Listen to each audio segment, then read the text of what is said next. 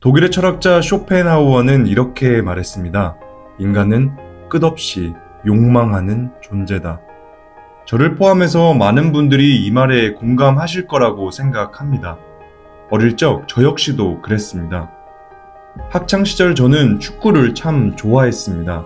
그때 가장 갖고 싶었던 건 바로 아디다스 축구화였습니다. 아디다스 축구화를 신고 골을 넣는 모습을 상상할 때면 마치 리오넬 메시가 된 것처럼 설레곤 했습니다.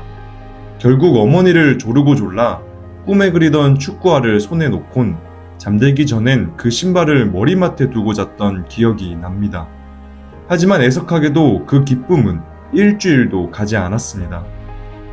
금세 아디다스 축구화에 익숙해졌고 되려 친구가 신고 있는 나이키 운동화를 부러워하는 제 모습을 발견했습니다. 분명 여러분도 비슷한 경험이 있으실 겁니다. 유행하는 옷을 사고 나서 잠깐은 기뻤지만 얼마 지나지 않아 금세 지루해지고 또 다른 것을 찾아 헤매던 모습들 말입니다. 그렇다면 도대체 우리는 왜 이러는 걸까요?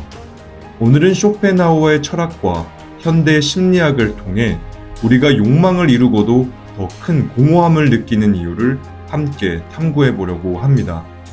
19세기 철학자 쇼펜하우어는 인간을 욕망하는 기계로 보았습니다. 그는 우리의 본질을 의지라는 단어로 설명했는데요.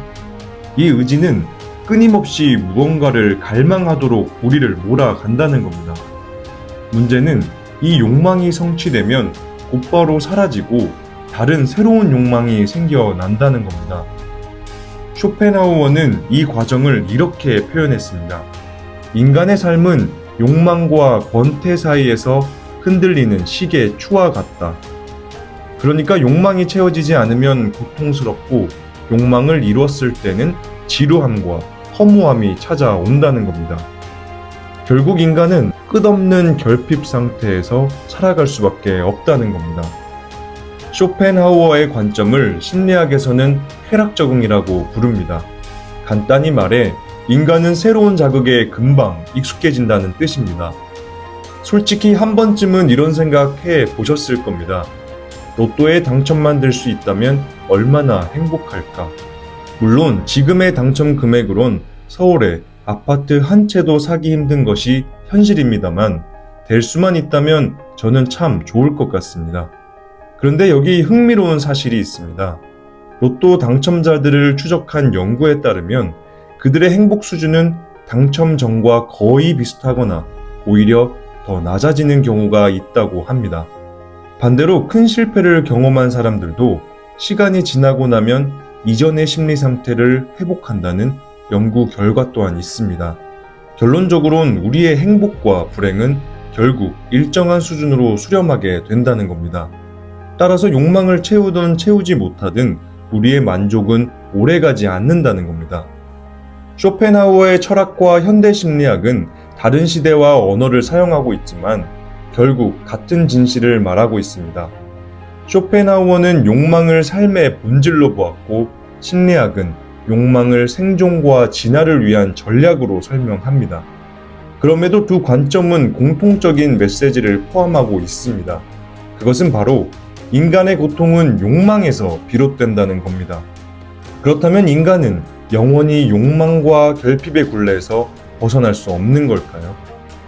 쇼펜하우어는 욕망과 결핍에서 벗어나기 위해 두 가지 방법을 제안했습니다. 첫 번째는 미적 체험입니다. 예술, 음악, 자연 속에서 몰입의 순간을 경험하라는 겁니다. 저는 욕망과 결핍에 휘둘릴 때면 등산을 하곤 합니다. 정상에 올라 대자연을 바라보고 있노라면 저의 욕망이 얼마나 작고 사소한 것인지 새삼 느끼게 됩니다. 이처럼 예술과 자연은 우리에게 욕망을 잊고 현재에 몰입할 수 있는 특별한 경험을 선물한다는 겁니다. 두 번째는 금욕적 태도입니다. 과도한 욕망을 줄이고 현재의 삶에서 사소한 만족을 찾으라는 겁니다. 특히 SNS를 통해 타인과 끊임없이 비교하는 현대인들에겐 이 태도가 더욱 중요하겠습니다. 현재 내가 가진 것을 돌아보고 평온한 마음을 유지하는 것이 행복의 시작일 수 있다는 겁니다. 끝으로 쇼펜하우어는 이렇게 말했습니다. 우리가 고통받는 것은 우리의 운명이 아니라 우리의 본질이다. 이 말이 처음엔 슬프게 들릴지도 모르겠습니다만 곰곰이 생각해보면 오히려 위안이 되는 말이기도 합니다. 우리의 욕망과 불완전함은 잘못된 것이 아니라는 겁니다. 그저 인간으로서 살아가는 자연스러운 과정이라는 겁니다. 중요한 것은 욕망을 완전히 없애는 것이 아니라 그것을 이해하고 어떻게 다루느냐입니다. 행복은 끝없이 무언가를 쫓는 순간이 아니라 지금 이 순간에 온전히 몰입할 때 찾아온다는 것을 기억하셨으면 좋겠습니다. 마지막으로 여러분들께 질문을 드리고 싶습니다. 지금 여러분은 무엇을 욕망하고 있으십니까? 그리고 그 욕망이 여러분들에게 어떤 의미를 가지고 있는 걸까요? 이 질문을 곰곰이 생각해 보신다면 여러분들의 욕망과 삶을 돌아보는 조금 더 의미 있는 하루가 되지 않을까 싶습니다. 그럼 지금까지 티의 심리학이었습니다. 감사합니다.